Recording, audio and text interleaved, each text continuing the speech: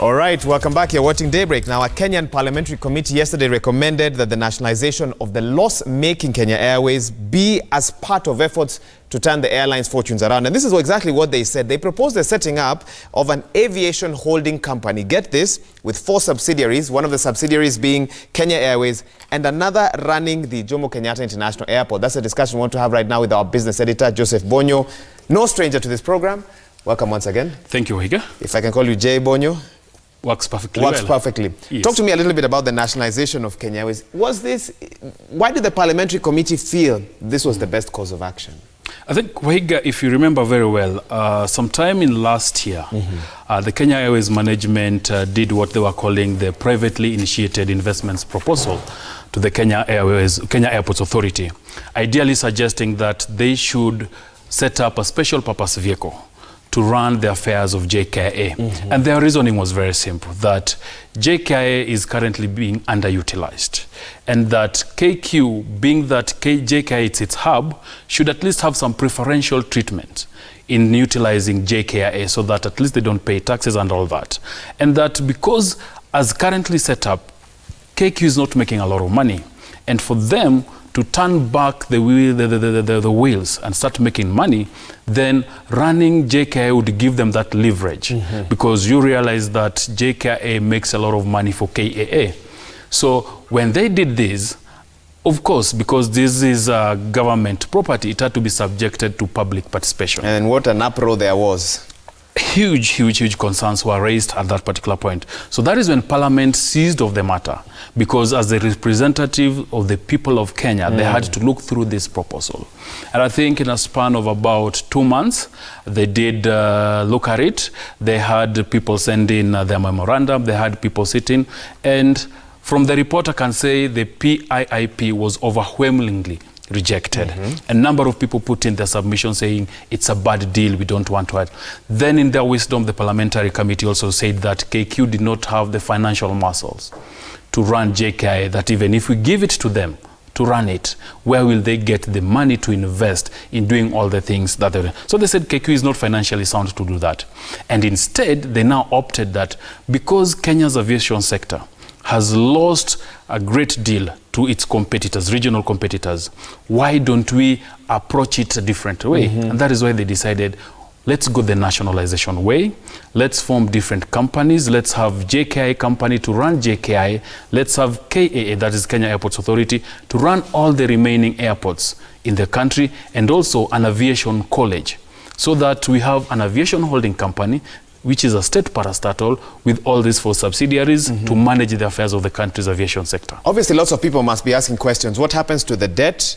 What happens to the employees of Kenya Airways? Sort of how are they placed right now? Just help us understand, how will this then be rolled out from what you've understood so far? So far, Higa, these are just recommendations. Okay. Once Parliament discusses it, then there'll be a lot of proposals that will come into the table. But one of the things that the report is recommending is that Treasury will now have to develop mechanisms of doing this, because when a private company is being nationalized, what it simply means is that the process of delisting Kenya Airways from the Nairobi Securities Exchange will take effect. That was my next question, actually. So what will happen is that, as currently structured, the government of Kenya owns about 48%. Then there's a company called KQ Lenders, and KQ Lenders are the banks that initially lent KQ money, but because of its financial position, it was not able to pay them back. So what they agreed is that we take the money we owe you and convert it into shareholding.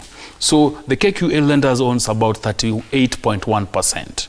Then now we have the elephant in the room, the KLM. There's always been a lot of concerns of why KLM is owning this part of this airline. So KLM has about 7.8%. Then we have a category of employees under what we call the employee share ownership plan, the ESOP. They own about 2.5%. Then minority shareholders who own about 2.8%. So what Treasury will have to do, if these recommendations are adopted by Parliament and again at the cabinet level, Treasury will have to now bid to buy back all these shares that are owned by these other people. So you see that would be the way forward. That would be the way forward and the start of this long journey. This PIIP vehicle that was initially proposed, it was backed strongly by the CEO of Kenya Airways, Sebastian Mikoz, who is now on his way out. True. Was the rejection of that PIIP vehicle part of the reason why the CEO felt, I can't stay here anymore? What are you hearing? Pandit says that is largely the reason why Mikoz is leaving. He said he's leaving because of personal reasons. Remember, he still had about 1 year in his term, so he suggested to leave early, 5 months before the end of that, because he's leaving in December. If you look at it, KQ, the turnaround after the previous management was asked to leave, they started something called Project Simba. And Project Simba involved this PIIP, which would have meant that once they take up JKA, then they were on course to return to profitability. And you see, every organization has a strategy. And this is the strategy that Mikoz and the chairman, Michael Joseph, were heavily anchoring the turning back of KQ fortunes on. So when it emerged that it might not work as they had desired, then I think it was only honorable for him to probably say, guys, what I'd planned for this organization may not work out, so I don't think I'd fit into the new dispensation. He's not the best person to implement. He's not the best person to implement. Because it was not his idea. It was not his idea in the first place. Yes, okay. So Pandits are saying that could be one of the major reasons why Sebastian decided to exit. Okay. The old saying, the grass always looks green on the other side. Many have said that the Ethiopian government has shown how to run an airline, like Ethiopian Airlines. It's the airline that's talked about right now in the region. Do you think, should this plan go through, will it yield the fruits that shareholders and Kenyans who love Kenya Airways are looking for an airline that's profitable, that keeps time, that has good customer service? Could that yield those things in the long term? Probably yes, but the fundamental things that must happen. What are First those? of all, there has to be political goodwill, because a national carrier must enjoy that political goodwill. And that is why these draft recommendations is also suggesting that part of the things to make this thing work include exemption of Kenya Airways and all these other subsidiaries of the proposed aviation holding company to be exempted from certain taxations. Because if you do that, then they're able to enjoy the advantages that come with being a state corporation. For example, in Ethiopia, ET does not pay certain taxes at Bole, simply because Bole is owned by government, ET is owned by government, so decisions are made faster. And you see, there's a political goodwill. If a management decides to move a particular way and the government supports it, then the decision-making process would be more faster than currently. Because currently you make a decision, there's various varying board members, you have shareholders minority in it, you have KLM in it, you have government in it, you have all these guys in it. Together, exactly, with differing interest. So if it's government, Treasury will be charged to ensuring that KQ returns to profitability. So to me, I'm looking at it as the sum total of what the Kenyan aviation sector needs. At this time? At this time. Let's not just look at it as a KQ issue. We need to look at it as saving Kenya's aviation industry, because these proposals are for the entire aviation industry. And if you look at the best models that they've used, they've looked at Dubai, they've looked at ET, they've looked at Qatar. This is semblance of what is happening in those countries. Because when a company is listed at a stock market, the shareholding is diverse. Decision-making has to follow certain processes. And this may sometimes delay, maybe quite bureaucratic, because of action. Exactly. So with this, we hope, if it is adopted and approved, we hope that it will give Kenya Airways, Kenya Airports Authority, the proposed JKI company, and the Aviation College an opportunity to redefine our aviation sector. Okay. Yeah. Trevor will be coming in shortly. He might have a question or two, but does it then make sense for a loss-making airline to be launching new routes to Switzerland, to Rome? Some Kenyans are wondering, shouldn't they be cutting back, not expanding into new routes? This decision is very sound. Okay. And I had the advantage of trying to interrogate certain people at Kenya Airways on the plans when they were announced earlier on. And the reason why they're doing this is because what is the main business of an airline? To connect passengers from one destination to the other. Exactly. So even if you're not doing very well and you say we cut back, what does that mean? We are cutting back on our revenue streams.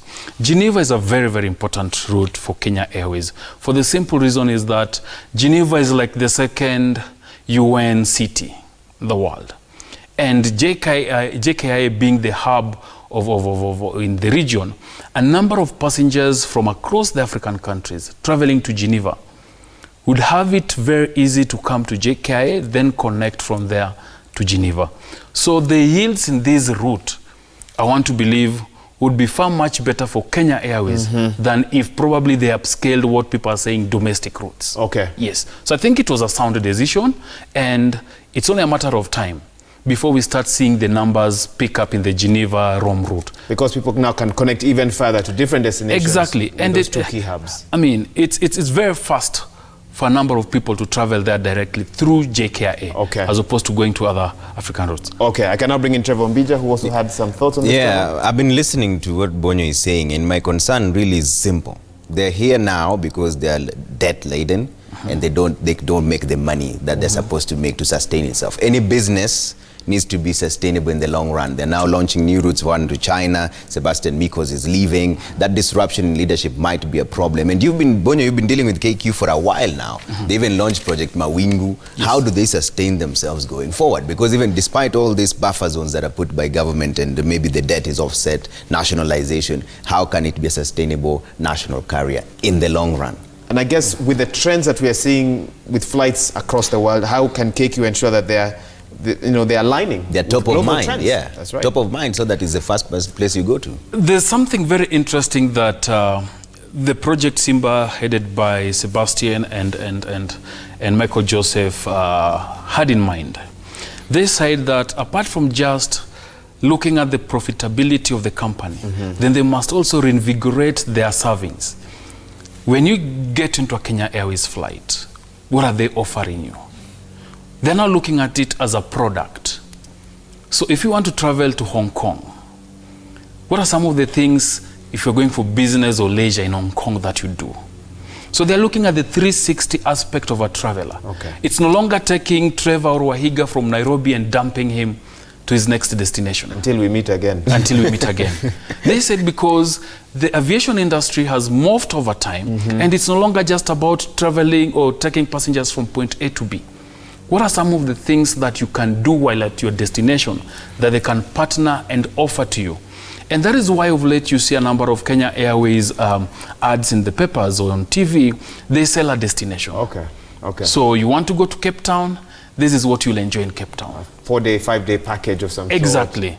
And I think it's a good strategy because most people are today traveling for leisure. Very few people travel for work because of technology. If you are supposed to have a meeting with somebody in New York, you don't need to travel there. You'll simply Skype with them and have your meeting done. So if you're going to New York, we don't just want to take you there. We take you there, plus we add you additional things that we can do to entertain you. You see, so that is buying in the brand. Apart from that, the problems of KQ started when the Gulf carriers, the ET, the Emirates, the Qatar, started venturing into this market. And pricing has always been that big concern. Okay.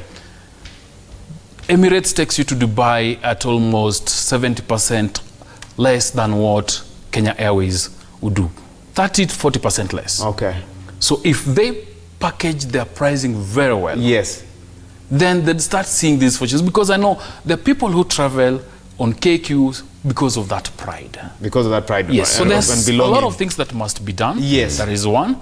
And the goodwill that I talked about, the political goodwill. Because a strategy will be very good on paper, but if the goodwill is not there to implement it, then we have a problem. Then you have Our time is up, but I just have one last question for you, which you can answer in one sentence. Mismanagement worries are now past.